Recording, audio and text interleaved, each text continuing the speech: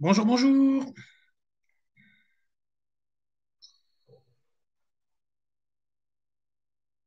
Je suis Marceau Coulson. Je suis formateur pour Sub 4S sur le BTS SP3S, puisque c'est le sujet de cette conférence.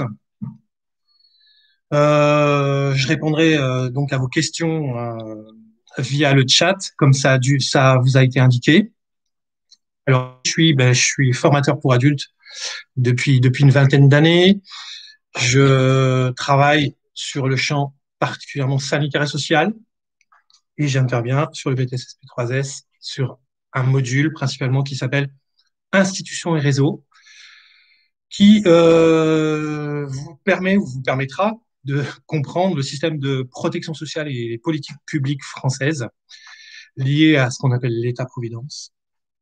Vous aborderez dans ce BTS l'ensemble des aides et des prestations sociales que vous pouvez trouver dans le système de protection sociale en France. Et cette année notamment, vous savez tous qu'on est dans une situation sanitaire particulière et comprendre comment fonctionne le système de santé publique dans le cadre de la crise Covid, c'est notamment des contenus qui sont abordés dans le cadre du BTS SP3S. Voilà, je suis là pour répondre à vos questions. N'hésitez pas. Vous pouvez euh, poser vos questions dans le chat. J'y répondrai avec plaisir.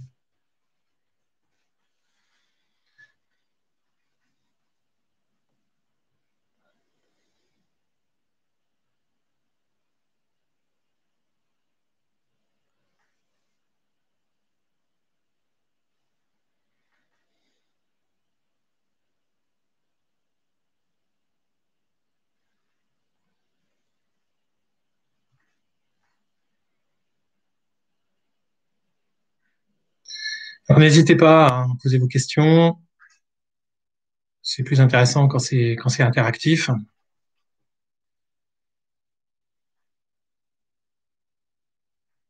On peut aussi échanger sur les contenus du module de formation dont je vous ai parlé, hein, qui s'appelle Institutions et réseaux. Mais on peut aussi parler des suites de parcours en SP3S. On peut aussi parler des débouchés professionnels potentiels, le type de structure, le type de poste, les missions que vous pourriez avoir à conduire, dans quel cadre. Euh, voilà. Sur tout cela, je peux vous éclairer, vous communiquer des ressources, des sites sur lesquels vous trouverez des réponses synthétiques, pertinentes à ces questions.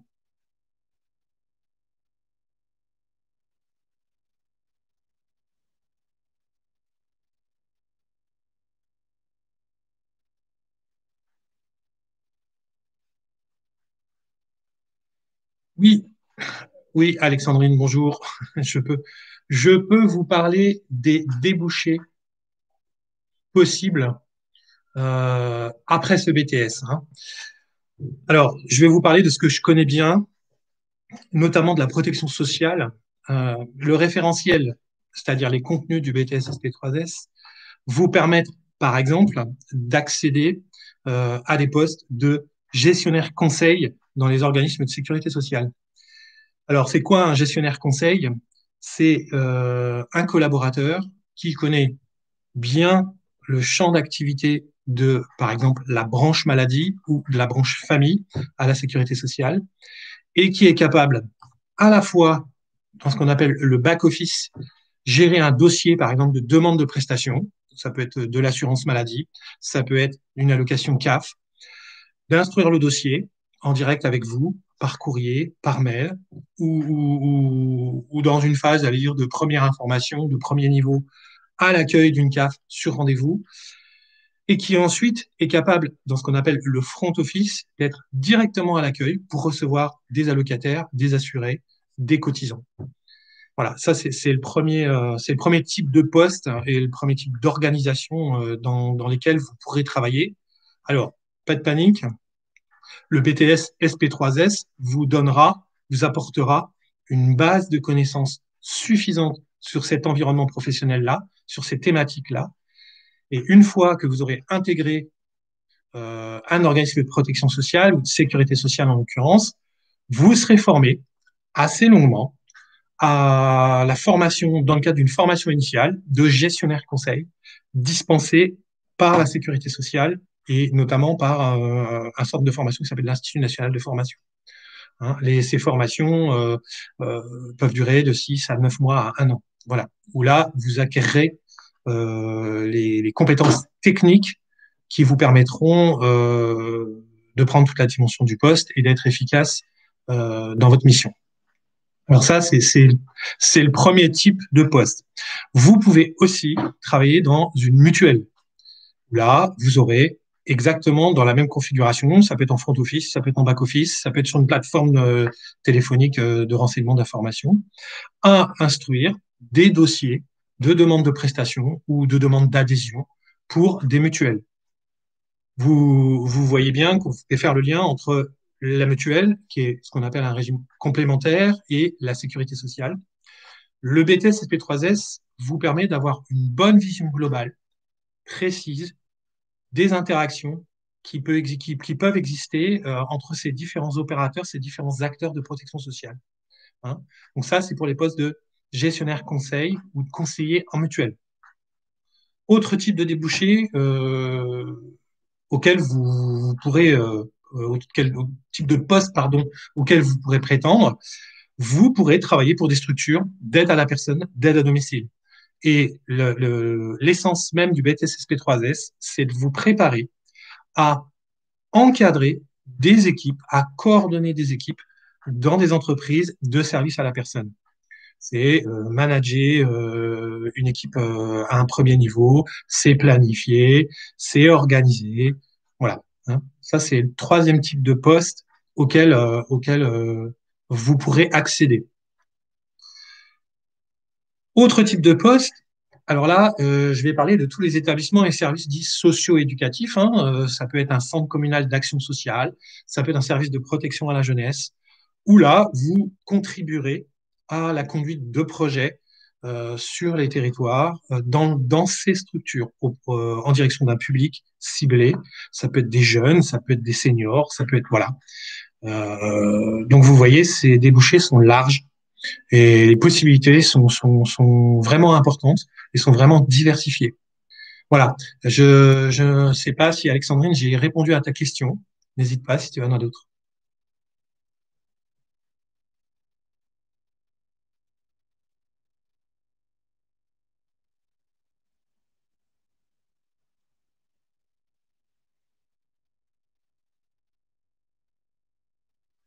Alors, c'est une bonne question, Rosalie. Est-ce que le BTS SP3S aide à entrer plus facilement en école d'assistante sociale? Ce qui est sûr, c'est que formulé comme ça, je ne te répondrai pas oui de manière abrupte. Ce qui est sûr, c'est que le BTS SP3S t'apportera toutes les connaissances et les compétences techniques qui te permettront de bien cerner l'environnement professionnel d'une assistante sociale et notamment de réussir les sélections pour entrer en école et intégrer la formation du diplôme d'état d'assistante sociale. Il n'y a aucun doute là-dessus. Tu auras la culture et les compétences techniques de l'environnement de travail d'une assistante sociale. Évidemment, c'est une force, c'est une vraie force. Je ne sais pas si j'ai répondu à ta question, Alexandrine. Rosalie, pardon. N'hésite pas à me le confirmer par écrit. N'hésite pas à poser d'autres questions.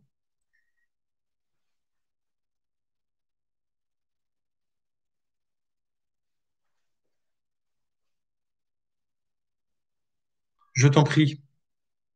Alors, en ce qui concerne les débouchés, puisque les questions que vous me posez concernent les débouchés professionnels, je vous encourage vivement, vivement à vous mettre en veille, à faire de la recherche, à faire ce qu'on appelle des enquêtes métiers. Pourquoi pas contacter des professionnels. Rosalie, tu nous parles d'une formation du DE d'assistance sociale. N'hésite pas à contacter via les réseaux professionnels des assistantes sociales pour leur demander ce qu'elles ont fait, comment elles l'ont fait, comment elles ont vécu leur formation, comment elles y ont accédé à cette formation. C'est aussi une question importante. Euh, vous devez, vous devez, en tant qu'étudiant en SP3S, vous mettre en veille. Et la veille, c'est quoi? C'est la veille réglementaire, mais c'est aussi la veille professionnelle. Avoir un maximum d'informations, trouver des sources. Je peux vous recommander des sources, hein. Vous avez par exemple l'ONICEP, je vous l'écris dans le chat, hein, l'ONICEP est un organisme dont la vocation est de renseigner sur les parcours professionnels. Mais vous avez aussi LinkedIn, un réseau social professionnel que vous connaissez probablement, avec lequel vous pourrez dans lequel vous pourrez contacter des professionnels de ce champ et échanger avec eux, puisque c'est j'allais dire, des raisons d'exister de ces réseaux. Camille, pouvez-vous, monsieur, nous dire quelle poursuite d'études après ce BTS, vers quoi on peut se diriger? Alors, il faut savoir que la particularité du BTS SP3S est de vous rendre techniquement opérationnel immédiatement après. Ce qui veut dire, pour reformuler, que vous pouvez travailler immédiatement après. Ça ne veut pas dire que vous ne pouvez pas, ça veut pas dire que vous ne pouvez pas entreprendre une suite de parcours. Alors, tout à l'heure, Marine, non, Rosalie, pardon, nous a parlé du DE d'assistante sociale. Euh, c'est une suite de parcours qui peut être envisagée aussi. J'allais dire que d'un point de vue de formation pure, un BTS donne l'accès, une fois qu'il est obtenu, et que vous avez un dossier relativement bon, avec des bonnes appréciations, des bonnes notes, vous pouvez prétendre à intégrer des licences. Il existe dans la protection sociale, au sens large, un certain nombre de licences qui pourraient être une suite de parcours logique au BTS SP3S. Je ne vais pas toutes vous les citer, je vais recouper avec ce que je disais tout à l'heure. Vous vous renseignez, vous prenez contact avec les organismes qui proposent ces licences. Alors, vous avez des licences universitaires, hein, dont vous connaissez tous à peu près le nom. Et puis, vous avez ce qu'on appelle des licences professionnelles, qui sont, on va dire, plus basées sur la technique, sur la pratique pro, hein. Mais renseignez-vous sur Caen, par exemple, prenez contact directement avec le département de formation continue, par exemple, de l'université, et vous aurez déjà un premier accès sur Internet à des référentiels de licence, et vous verrez que vous avez un choix assez important en parcours de formation post-BTS. Il n'y a pas de souci. Alors, Anne-Marie, c'était la question que je voulais poser. J'espère que j'y ai en partie répondu. Manon, bonjour monsieur, que faire après un BTS ESF? Alors là, on était plutôt sur le BTS SP3S, Manon. Euh, mais après un BTS ESF, pour répondre, mais je réponds très brièvement puisque c'est pas le sujet de cette conférence, pas uniquement. Tu peux entreprendre évidemment une formation de conseiller en économie sociale et familiale. C'est la troisième année après le BTS. Voilà. Vous pouvez vous renseigner dans les organismes qui sont dédiés à ces formations. Une petite remarque sur les suites de parcours. Le BTS SP3S vous forme on va dire globalement au système de protection sociale. Et dans le système de protection sociale, vous avez une notion qui est excessivement importante, qui est la notion économie sociale et solidaire. Vous avez aujourd'hui, et notamment chez ASUP 4S, un titre professionnel de niveau licence, hein, donc aujourd'hui on parle de niveau 6, qui est responsable d'entreprise d'économie sociale et solidaire, qui est une très bonne suite de parcours aussi au BTS SP3S ou au BTS ESF. Alors Manon, que faire après un BTS ESF? J'espère que j'ai répondu en partie, je te laisse chercher. Pauline, bonjour, pouvez-vous nous dire que contiendra ce BTS, service et présentation des secteurs sanitaires et social? Ok. Je crois que j'en ai parlé en introduction, Pauline. L'ensemble des modules du BTS SP3S te permettent de gérer un poste de conseiller. J'ai parlé des gestionnaires conseils, hein, puisqu'il intègre, ce BTS intègre une partie gestion, une partie connaissance des institutions, connaissance des prestations sociales, connaissance de l'action sociale, connaissance de l'ensemble des publics. Voilà.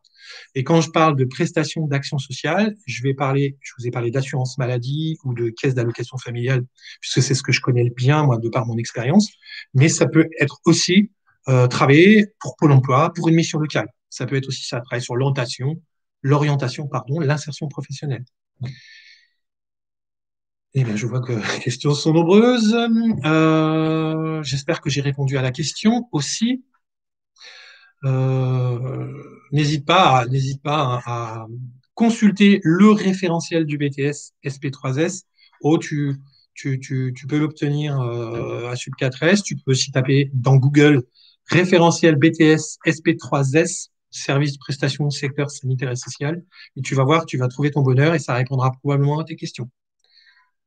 Oui, mais on peut faire toutes les licences que l'on veut. Camille, non, probablement pas, Camille. Alors, théoriquement, le BTS, une fois obtenu, te donne un niveau 5. Donc, la suite logique d'un niveau 5 est un niveau 6. Mais tu te doutes bien qu'au vu de la spécificité du BTS SP3S, il va falloir explorer des pistes qui se dirigeront vers des métiers de la protection sociale ou de l'économie sociale et solidaire ou de l'action sociale. C'est quand même un BTS, brevet de technicien supérieur, qui est donc déjà relativement ciblé sur ces domaines professionnels.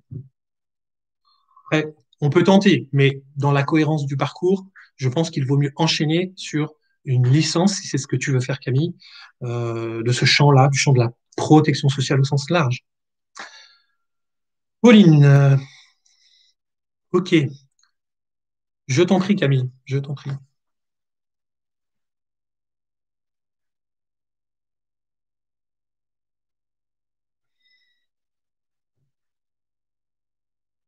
Est-ce que n'hésitez pas à reposer vos questions, parce que le fil de conversation du chat défile, et donc je n'ai plus accès à vos premières questions éventuellement. N'hésitez pas, hein, et si je n'y ai pas répondu, vous m'interpellez.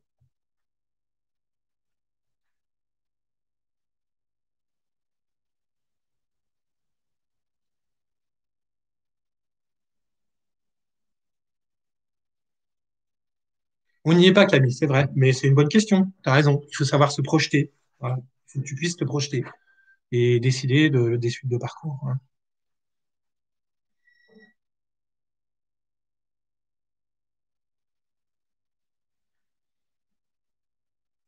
Alors, qui d'autre? Qui d'autre aurait des questions à me poser? Avez-vous des choses à nous dire qui vous semblent importantes à savoir? J'aime beaucoup cette question, Pauline. Oui, mais nous n'avons pas le temps parce qu'il me faudrait des heures et des heures et des heures. Et je crois que ceux qui posent des questions ce matin, c'est vous. Et je tente d'y apporter des réponses ou en tout cas de vous orienter pour trouver des réponses à ces questions. Euh, je vais quand même, puisque Pauline, tu poses la question, mais je pense que ça s'applique, c'est à entendre à tous ceux qui s'intéressent à cette filière. Euh, il y a une chose qui me semble excessivement importante, Pauline, dans ces filières-là, mais c'est pas que ces filières-là, mais spécifiquement celle-là, dans le sanitaire et social. Vous devez absolument vous maintenir en veille. Veille informationnelle, veille technique, veille réglementaire, parce que c'est un secteur, un domaine professionnel, un champ, une vraie galaxie, à l'intérieur de laquelle tout évolue très vite. La législation évolue très vite. Prenons un exemple clair. On vit une période sanitaire de crise. Vous voyez bien que toutes les décisions qui sont prises aujourd'hui par nos gouvernants sont des décisions qui sont prises dans l'urgence et qui sont prises pour pallier une situation sanitaire sérieuse, pas dire grave. Euh, cette législation, notamment, elle évolue. Elle évolue beaucoup. Mais ça ne concerne pas que la santé publique. Ça concerne, par exemple, les problématiques liées à l'emploi. Vous savez que la crise va avoir un impact socio-économique très fort en France. que des centaines de milliers de Français risquent de se retrouver demandeurs d'emploi. Vous avez vu, l'État propose des dispositifs pour sécuriser les parcours. Je pense par exemple au chômage partiel, moi. Euh, Ce dispositif, il existait dans les textes avant la crise, mais peu de personnes ne le connaissaient. Vous voyez bien qu'aujourd'hui, il est devenu une évidence. Vous devez pas tout connaître sur le bout des doigts du système de ce dispositif de chômage partiel, mais savoir à minima comment il fonctionne et pour qui il fonctionne. Et surtout, quel choc il vient amortir pour l'économie française ou pour l'aspect social en France. Moins il y aura de chômeurs, mieux ce sera, vous vous doutez bien. Alors, Anne-Marie, désolé, j'ai zappé la réponse à cette question. Les débouchés pour BTS-ESF sont-ils proches de ceux du SP3S? Alors, j'ai envie de vous répondre que, en termes d'insertion professionnelle dans les milieux professionnels, oui, on peut se retrouver, évidemment, que ce soit en SP3S ou en ESF, à l'issue d'un BTS, dans des structures, des organisations, des institutions qui gravitent dans la sphère sanitaire et sociale, médico-sociale, de l'éducation, des activités socio-éducatives, pardon, mais les postes sont très différents, très différents. Si je devais essayer de résumer, mais c'est vraiment un court raccourci, un raccourci, pardon, à la suite d'un BTS ESF, vous allez être vraiment des intervenants. Vous allez animer des ateliers, vous allez animer des informations, des formations directement devant des publics dits bénéficiaires, hein, dans un centre communal d'action sociale, par exemple. Vous allez animer des ateliers. Alors, ça peut être, par exemple, un atelier cuisine. Voilà, comment faire la cuisine chez soi et proposer une alimentation équilibrée avec un budget qui soit, j'allais dire, pas trop important. Ça va être vraiment le technicien ESF. Le technicien SP3S, lui, il va vraiment être sur la dimension administrative de l'instruction du dossier. Moins en front office, moins en relation directe avec ses publics. Voilà. Je ne sais pas si ça répond à la question, mais c'est comme ça que je le vois moi. J'espère que ça répond à ta question, Anne-Marie. Donc les structures sont, peuvent être les mêmes, mais les missions et les postes, les référentiels de postes, les fiches de poste sont très, très différents. Clairement, quand vous êtes en SP3S, il faut aimer la dimension administrative, hein, du job.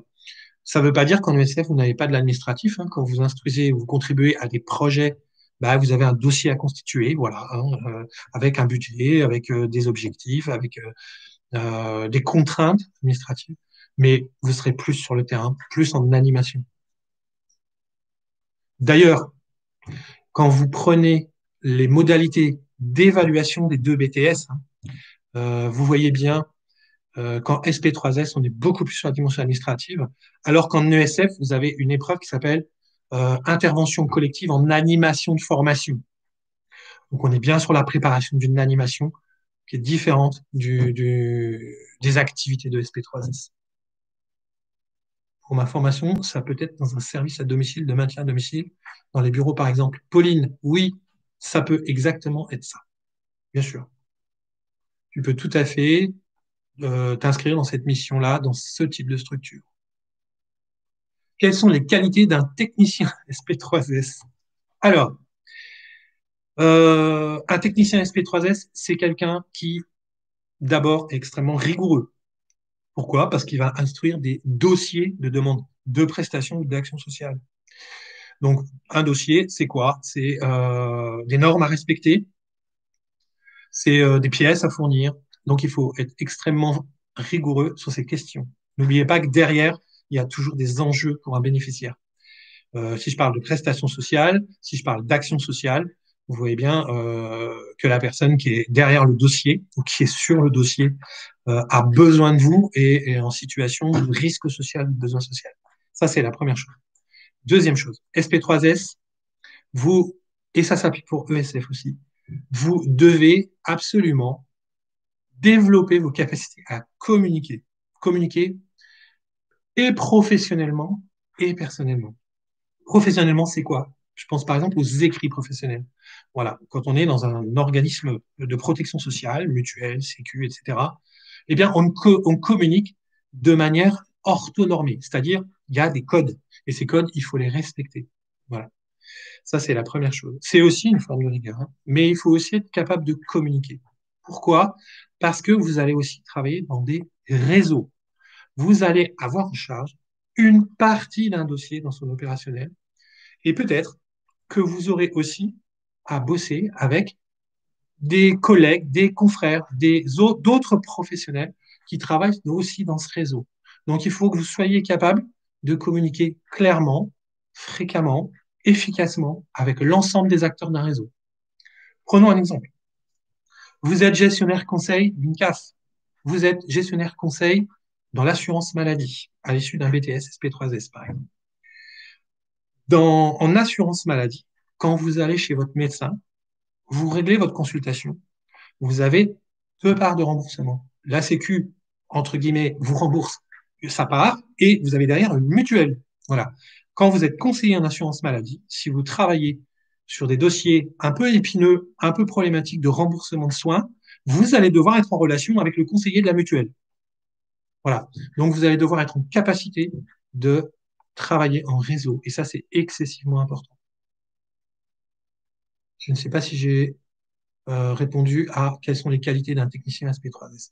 Il doit être, alors c'est une qualité, j'allais dire un peu personnelle, que ce soit SP3S, que ce soit ESF. Soyez curieux, voilà, soyez curieux au sens du terme.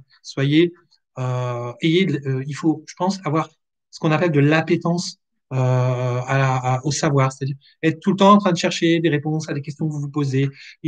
L'idée, c'est pas de vous enrichir personnellement uniquement, c'est surtout de devenir une courroie de transmission et de mettre de l'huile dans les rouages pour faciliter l'instruction de ces dossiers-là. Voilà, ça fait trois qualités.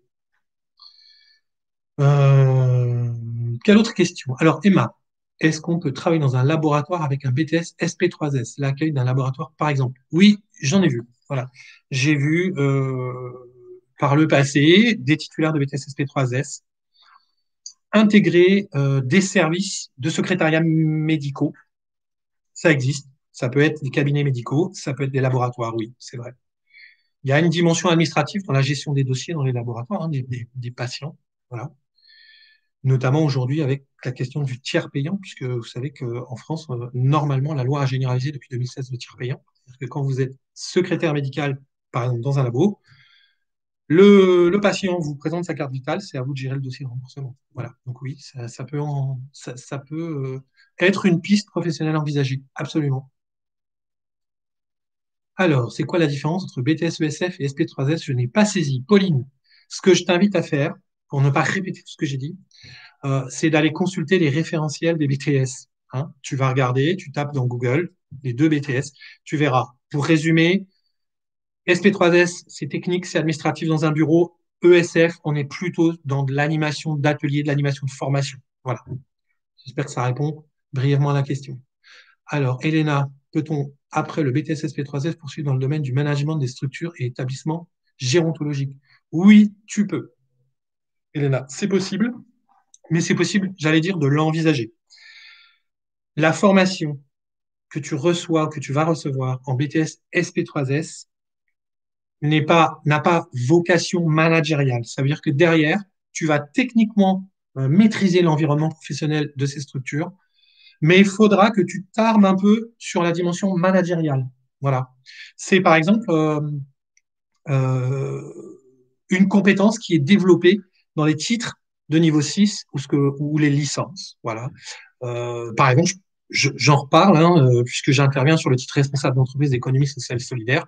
Vous avez un gros bloc, le gros module management, management d'équipe, management stratégique.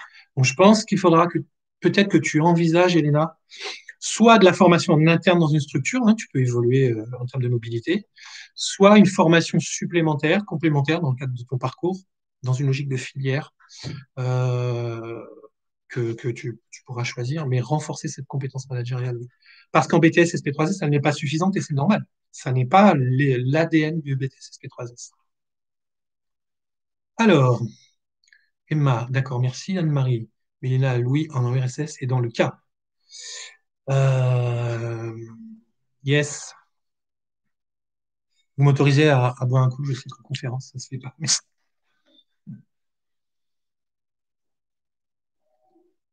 Je suis sponsorisé par des bulles.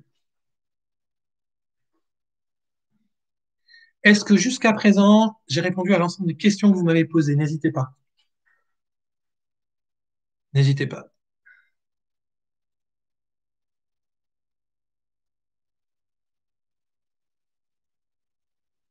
Anne-Marie, n'hésite pas si tu as des questions. Et surtout si je peux y répondre.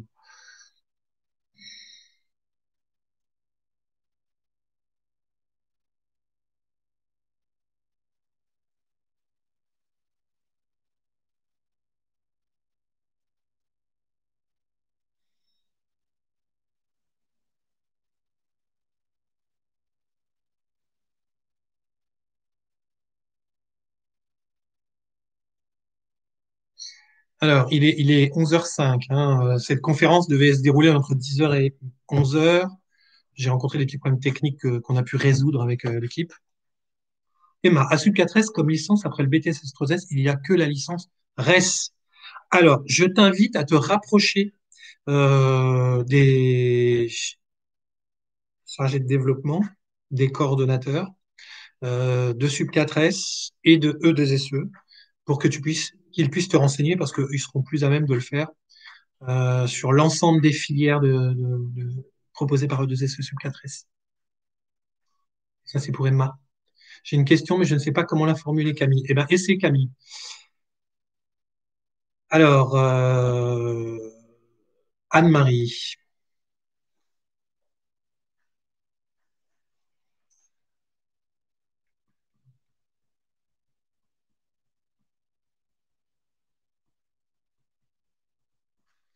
je veux encore répondre aux questions des étudiants en ESF. Il n'y a pas de souci. On peut aussi envisager un temps 2 euh, des questions auxquelles je pourrais répondre. Alors là, pour le coup, en asynchrone. Hein. Voilà, vous me posez vos questions et puis je pourrai y répondre. Voilà, n'hésitez pas, mais ce sera pour plus tard.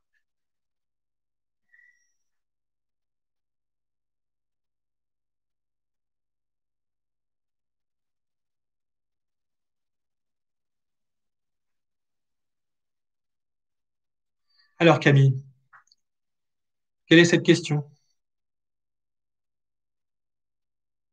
Réfléchis pas trop, Camille. Essaie de poser la question spontanément. Alors, est-ce qu'avec les métiers de BTS et 3S, on peut avoir des résultats positifs ou négatifs sur... Ah, ok. Donc, ce qu'était en train de me demander Camille, si je formule bien, c'est avoir suivi un BTS SP3S, ça peut être positif pour ensuite envisager d'intégrer un institut de formation en soins infirmiers, c'est ça?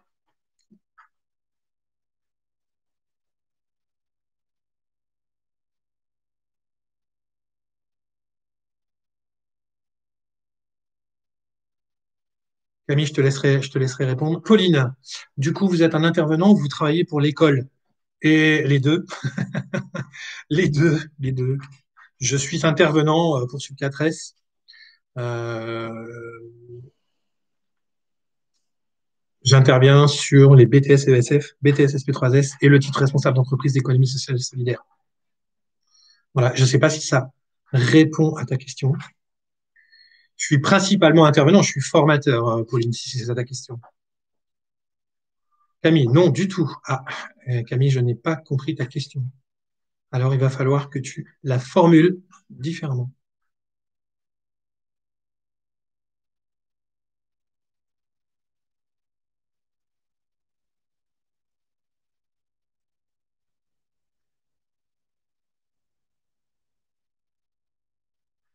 Je t'en prie, Pauline. Est-ce que j'ai oublié quelqu'un? Une question, c'est dans les métiers BTS. Est-ce qu'on va avoir des résultats de notre travail effectué aussi vite que si on est infirmière? Tu ne m'en voudras pas, Camille, mais je ne comprends pas ta question. Quand tu parles de travail effectué, de quoi parles-tu?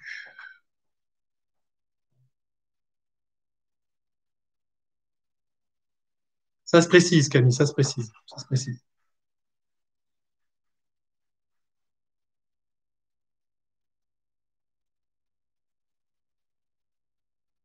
Pauline, n'hésite pas. Tu me pardonneras, je t'ai tutoyé, c'est une habitude que j'ai. Euh, J'espère que tu n'en prendras pas ombrage. N'hésite pas à poser les questions qui pourraient encore émerger hein, avant la fin de la conférence.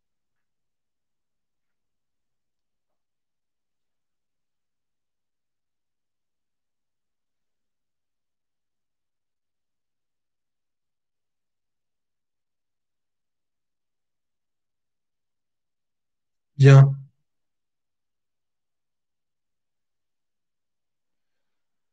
Alors, à propos de vos demandes sur les débouchés, parce que je vois que c'est une question qui vous intéresse et c'est bien normal. On peut aussi échanger pour les étudiants. Voilà, c'est toujours possible de me solliciter. Vous le savez, vous me croisez même en visio. Hein. Euh, je répondrai avec plaisir. Posez-moi vos questions. Formulez bien vos questions. Questions précises, réponses précises. Soit je vous répondrai directement, soit je vous orienterai vers des ressources. Mais ce sera avec plaisir hein, que je vous informerai, je vous renseignerai, j'échangerai avec vous. Ok, Pauline, n'hésite pas.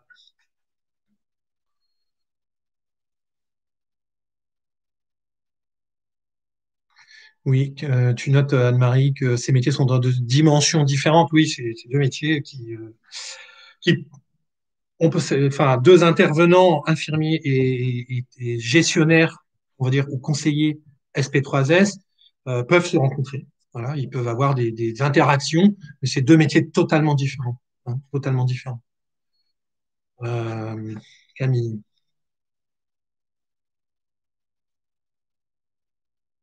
Ah oui, Camille, d'accord.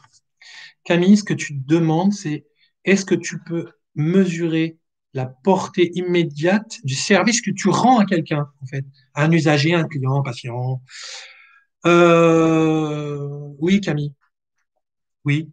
Quand tu travailles à l'instruction de dossiers de demande d'action sociale, de prestations sociales, tu te doutes bien que alors évidemment, il y a un temps administratif. Hein, il faut instruire le dossier, une commission prend une décision, un responsable prend une décision sur l'attribution d'une prestation, par exemple.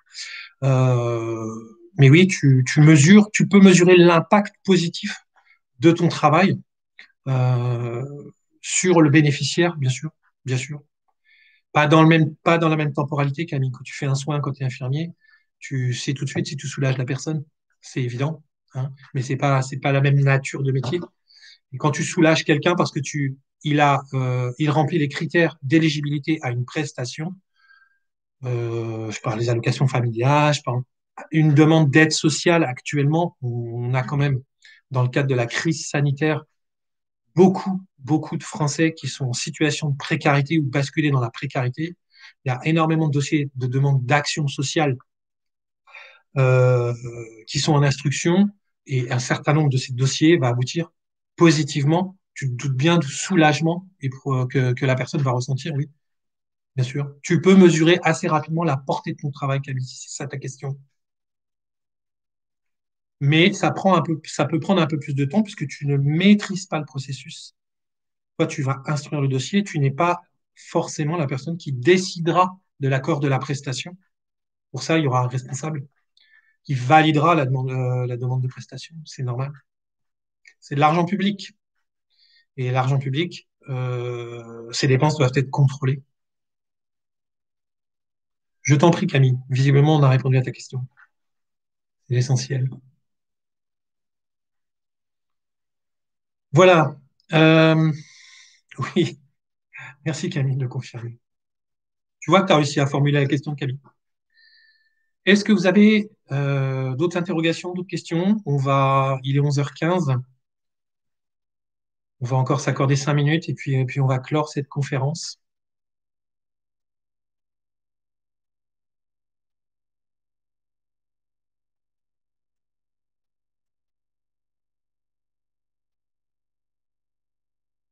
Ok. Eh bien, merci de votre participation. Merci pour vos questions pertinentes. J'espère que les réponses que je vous ai apportées vous auront éclairé, mais seront aussi matière à d'autres questionnements, d'autres réflexions sur votre parcours. N'hésitez pas. Euh, pour ceux qui me croisent, hein, n'hésitez pas. Pour ceux qui ne m'ont pas encore croisé, il est toujours possible de prendre contact avec Sub4S.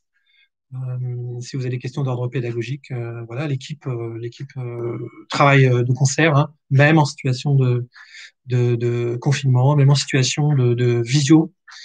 J'apporterai sur des questions pédagogiques avec plaisir des réponses à vos questions. N'hésitez pas. Voilà. Je vous souhaite une belle journée, bon courage pour la suite. Et puis pour les étudiants en SP3S, nous nous retrouverons vendredi. Bonne journée à vous.